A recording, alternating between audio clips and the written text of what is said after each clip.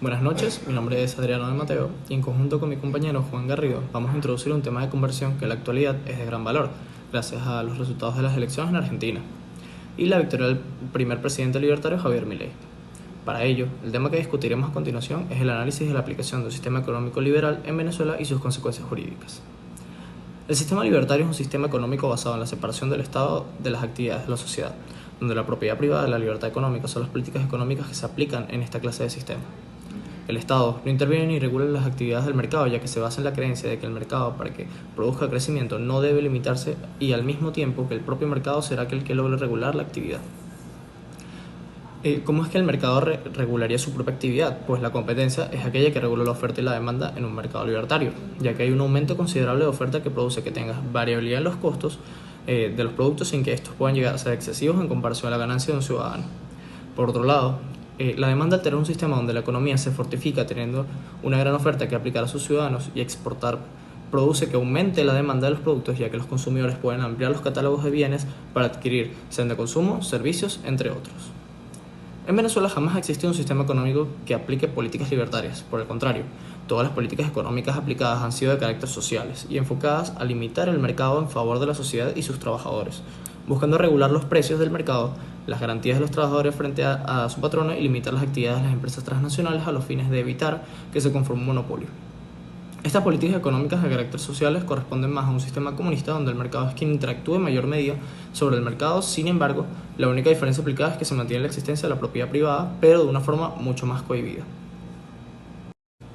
Continuando, surge la pregunta de si en Venezuela pudiese acoplarse un sistema libertario en sus políticas económicas. Y realizando un análisis importante de ello, sí se puede aplicar, ya que este sistema es capaz de adaptarse a cualquier sistema, pero no sería tarea fácil, ya que analizándolo desde el punto de vista jurídico, se tendría que derogar muchísimas leyes y crear otras en favor de la separación del Estado del mercado. Primero, se derogaría la Ley Orgánica de Precios Justos en conjunto con la Superintendencia Nacional para la Defensa de los Derechos Socioeconómicos, ya que en un sistema libertario no pueden existir las regulaciones de precios, sino por el contrario, la libertad económica para que las propias empresas puedan definir sus precios con base en los costos de producción, sus ganancias, el impuesto del Estado, entre otros elementos. Y se eliminaría el SUNDE, ya que no puede existir un ente que gestione el mercado y su producción interna. Como segundo elemento, que se producirían modificaciones importantes, sería la Ley Orgánica del Trabajo, los trabajadores y las trabajadoras, ya que sí pueden seguir existiendo mecanismos de protección de los trabajadores en materia jurídica. Sin embargo, se eliminarían aspectos que desequilibran la relación patrono-trabajador, donde el estándar de la ley protege en todos los casos al trabajador por encima del patrono, buscando que el mismo mercado pueda producir sus propias normativas internas para lidiar con los conflictos de este tipo, y que el Estado únicamente sea capaz de velar por realizar el debido proceso judicial en el caso de que se incumpla la normativa interna de cada empresa, entre una relación entre un empleador y su empleado. Por último, sí se pudiese conservar la ley de antimonopolio existente, ya que su fin principal es evitar que se vea opacada la competencia del mercado, ya que el mercado, al ser libre, lo que debe predominar, como se mencionó antes, para que pueda regularse por sí misma, es la competencia. Por lo cual, si no hay entes gubernamentales que puedan mantener observancias sobre cómo opera el mercado, sí debe existir un apoyo como una ley antimonopólica para proteger a los propios empresarios de la libertad económica y fomentar una competencia justa, donde predominaría en Venezuela el aumento de la disciplina penal, específicamente el derecho penal económico, que sería el único capaz de conocer de estos casos que producen prohibiciones económicas en favor del mercado, no del Estado. Para culminar con mi segmento con respecto a lo que es la aplicación de un sistema liberal en Venezuela, trajo un invitado especial, en este caso ha sido Ricardo Moneo, estudiante de Derecho. Sin embargo, se ha abordado a poder estudiar todo lo que es el ámbito de la aplicación de un sistema liberal y me parece bastante oportuno que escuchemos un poco lo que es su perspectiva al respecto. Bien, Ricardo, gracias por estar aquí. Mi pregunta más que todo está basada en caso de que hubiese un cambio en Venezuela a nivel económico, la aplicación de un sistema libertario como ocurre en Argentina, ¿qué cuestiones crees que se modificarían a nivel jurídico para poder aplicar a ello y si realmente este cambio sería posible? Bueno, en cuanto que sea posible, es algo que no podemos precisar. Sin embargo, los cambios jurídicos que deben poder hacerse o que deberían hacerse para que esto fuese posible tienen que ser precisamente desarrollados primero por la Asamblea Nacional, después por el Presidente de la República. Primero tienen que modificarse, reformarse los artículos 115 de la Constitución y luego el 299. El artículo 115 de la Constitución establece el derecho de propiedad de los ciudadanos. Sin embargo, un punto más adelante establece también el derecho, la facultad que tiene el Estado de expropiar con principio de utilidad pública mediante justa indemnización. Esto según los liberales es imposible, es incompatible con los principios y necesariamente tienen que modificarse para que una economía de mercado pueda desarrollarse, para que la inversión privada pueda darse. Y en este mismo sentido, con este mismo orden de ideas, es necesaria la modificación del artículo 299 de la Constitución, que establece la vocación de reparto en base a principios de justicia social que tiene el Estado. Es decir, que el Estado está en la obligación de subsidiar o de mantener un monopolio sobre los servicios estratégicos y básicos para que la sociedad pueda desarrollarse integralmente. Nuevamente, es totalmente incompatible con los principios liberales o con los principios de mercado. Necesariamente el Estado tiene que reducirse al mínimo para que el sector privado pueda ocupar estas plazas y cubrir estas demandas con sus propios fondos. Bien, muchas gracias, Ricardo. Como pueden ver y como se había explicado anteriormente, se necesita directamente para la aplicación de un sistema libertario la modificación de ciertas nociones, no solamente de normativas especiales como las leyes establecidas en sus leyes orgánicas, entre otros, sino también en lo que son los preceptos constitucionales, ya que la eliminación directamente de los subsidios generados por parte del Estado hacia la población permitiría directamente que pudiese aumentar la cantidad de ofertas, ya que se ampliaría la propiedad privada para que pudiese aplicarse en las que son los recursos básicos, sea la parte hidráulica, la parte eléctrica, entre otros, y así poder poco a poco ir aumentando la demanda como tal sobre la sostenibilidad de los productos, y que no sea el Estado únicamente que los subsidie. Para este trabajo de investigación sí me gustaría realizar las referencias establecidas a dos libros que me parecen bastante importantes en cuanto a su lectura para la aplicación del trabajo, que son el primero, que es el liberalismo de Ludwig von Mises, y el segundo, que es la economía en una lección de Henry Hazlitt, donde explican ciertos aspectos de lo que es la aplicación de un sistema liberal para poder así desarrollarlo en un Estado. Buenas noches, mi nombre es Juan Diego Garrido, estudiante de sexto semestre de Derecho, y bien, ahora que ya se discutió y se habló sobre los principios e ideas que rigen a un modelo económico liberal,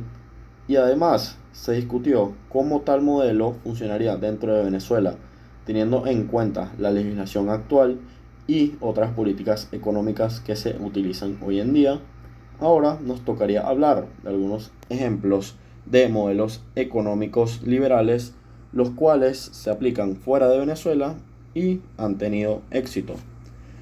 El primer ejemplo vendría siendo ni nada más ni nada menos que los Estados Unidos de América, país el cual comúnmente se dice que tiene un modelo simplemente capitalista, pero el Estado es permisivo y en realidad lo que se utiliza es un modelo económico mixto, el cual, según el artículo de Osvaldo Gutiérrez sobre este tema, vendría siendo un modelo económico el cual aplica ideas de distintos modelos, ideas como las ideas capitalistas, socialistas o liberales, combinándolas en un solo modelo. Y esto es lo que hace los Estados Unidos con su economía.